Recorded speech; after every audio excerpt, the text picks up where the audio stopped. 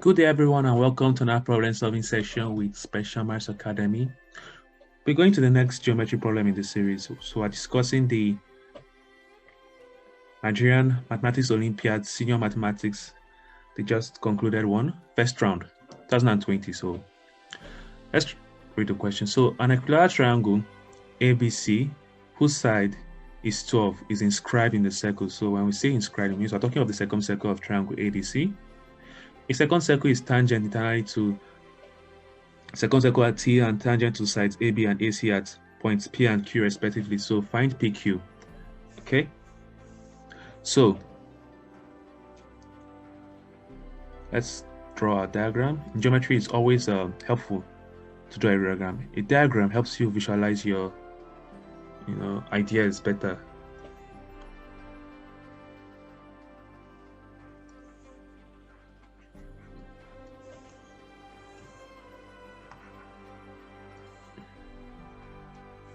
Okay. So 12 units. So since we're seeing that the second circle is tangent internally to the second circle, it means we need to use this fact, which is always helpful when you see tangent circles. If two circles are tangent, then their point of tangency and the centers of the respective circles are collinear. Okay, so for instance, if this is the point of tangency and this circle center is O1 and this other one is O2, then the 3 points are collinear. So take note of that. Okay, so we'll be using that fact. Okay. So let me use red color. I have a feeling that most people have red as their favorite color. So that's just by the way. So let's move on to the next thing to do. So first of all, we'll find the second radius of this triangle. Okay. So let me just draw the circles out. We can know that it's second radius we want to find. Okay. Just helps to have circle when you're talking of a particular circle. Okay, so one thing we can one of the first things we know is that the second center, so let's say O, lies on the perpendicular bisector of any chord. Okay, so it means that if we draw a point, if we draw any median of the equilateral triangle, and why I say median, because a median of an equilateral triangle is also the altitude, also the perpendicular bisector of the opposite side. So it means this is equal to this. So this is 6 units. So if we draw any perpendicular bisector of a side, we know that the center lies somewhere around there. So let's bring in this. Okay. So let's call the second radius R. So I want to find R. Okay. So now what are some of the things we know? Now, one of the first things we can see is that if we complete, since this is the perpendicular bisector, it means if we complete this triangle BOC is isosceles. And in fact, the angle at BOC is twice the angle at the circumference. So since this is equilateral, it means this angle at the circumference is 60 degrees rather. And so this angle BOC is 120. Okay, but I'm concerned about half of the angle. BOC is isosceles, so I'm just concerned about this half bit here. So this angle here is half of the whole angle BOC. So this angle here will be 60 degrees. So now from this triangle from the right angle triangle that has a 60 degrees, we can compute sine 60 degrees, opposite of our hypotenuse. Sine 60 degrees to be 6 over R. Okay. Now sine 60 degrees is what? Root 3 over 2. So this is equal to 6 over R. So this from here we can quickly get that R is what? 12 over root 3. And after rationalizing it, we have that R is 4 root 3. So I'll just skip that step because I know you are very, very brilliant chaps. Okay, so let's move on. Now that we have second radius r. Another thing that'll be helpful to find, okay, now we can bring in the circle that's tangent to the circumcircle and the sides AB and AC. So let me just erase this. Okay, I erase this.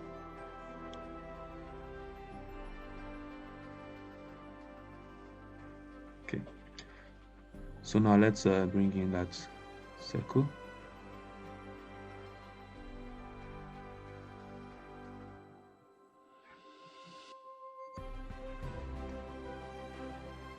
Sorry about that.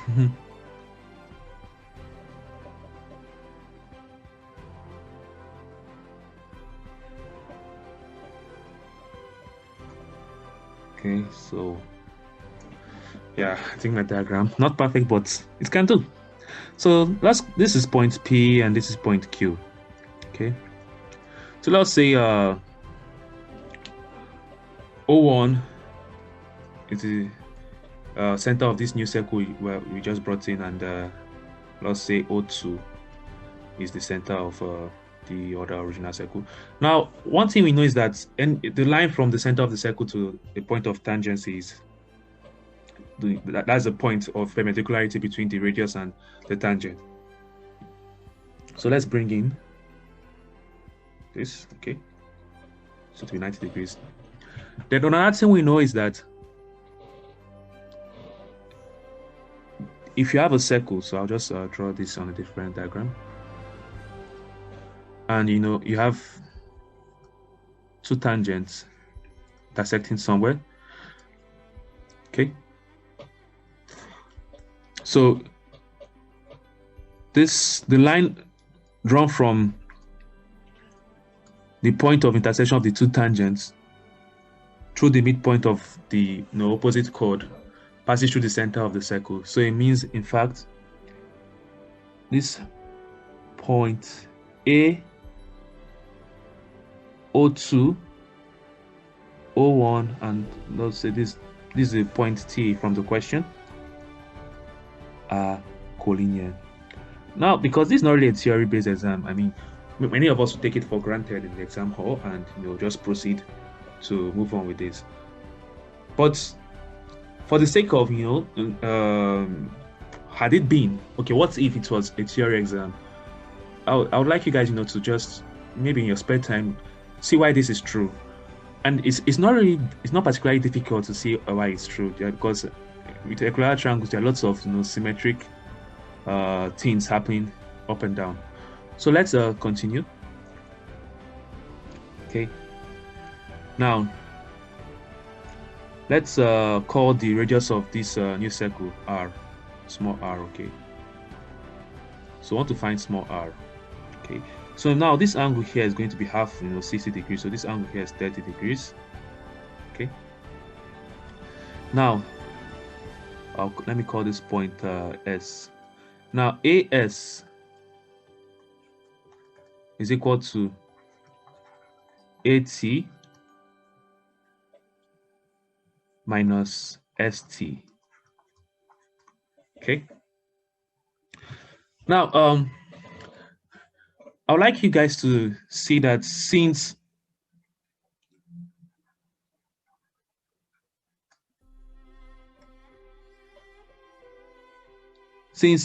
we're drawing a line from A through O2, which is the circumcenter of ABC, that is the center of the circumcircle, and we've already shown that the points A, O2, okay, O2 is basically O. I mean, I already said it's O earlier in the video rather. So we've already shown that A, O, O1, and T are collinear. It means AT is a diameter. So in fact, this angle here is going to be 90 degrees. Okay. So I have that AS, which is equal to AT. AT is going to be twice the radius of second radius of ABC, because it's the diameter. AT is the diameter, so it's going to be 2r, and ST is going to be 2 small letter r. So we already know what we already know what a big R is, so it means AS is, I'll just put it somewhere here, 8√3 minus 2R. Okay. Now, SO1 is R.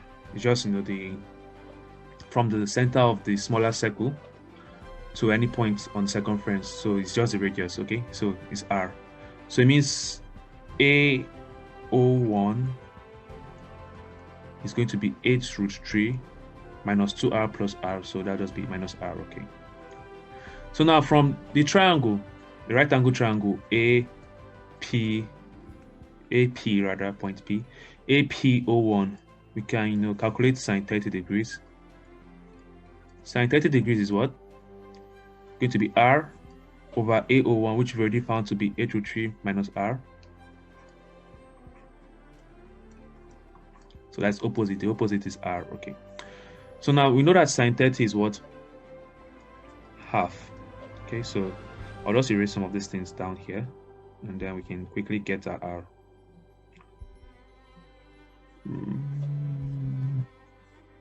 Okay, so now we have that 8√3 minus R is equal to 2R, and so 8√3 is equal to 3R, and in fact we can quickly get R to be 8/3 times √3.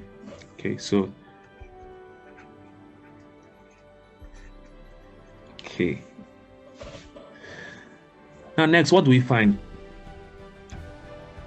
Next, we can, you know, try to find the length BT, and BT is just, you know, you can get BT quickly from calculating the tangent of 30 degrees in the triangle. So I'll just put it here, triangle ABT. Okay, so let me just start from the trig ratio. So this was how I actually, you know, tried to master trig ratio. Because of the acronym, I kind of found it hard to, you know, learn initially. So I'll just start from writing tan 30 is equal to opposite over adjacent. So opposite is BT, and the adjacent is the side of the equilateral triangle, which is 12. So we know that sine 30 is 1/√3. So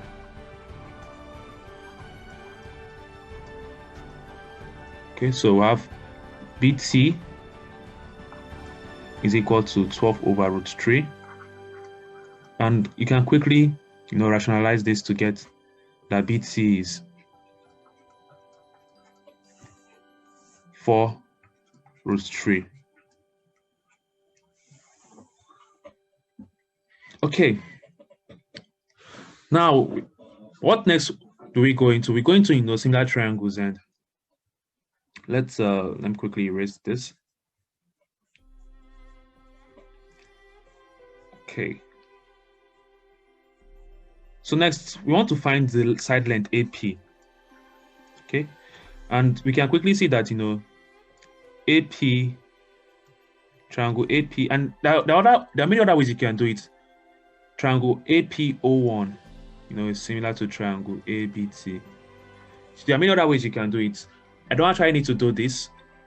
And okay, so let's just use the shorter method. On that way you can go is you can look at, you know, cosine 30 degrees is equal to, you know, from triangle, because triangle APO1 is a right angle triangle. So APO1, from triangle APO1, cosine 30 degrees, so adjacent, so AP over the hypotenuse, which is AO1. Okay, now AO1 is what?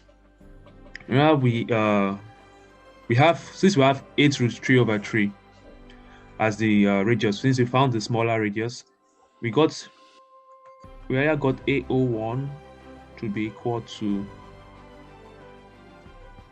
AS plus R, which was 8√3 minus R, so which is equal to 8√3 minus 8√3 over R over 3. and this simplifies to 16 root 3 over 3. Okay, so let's just keep it somewhere here.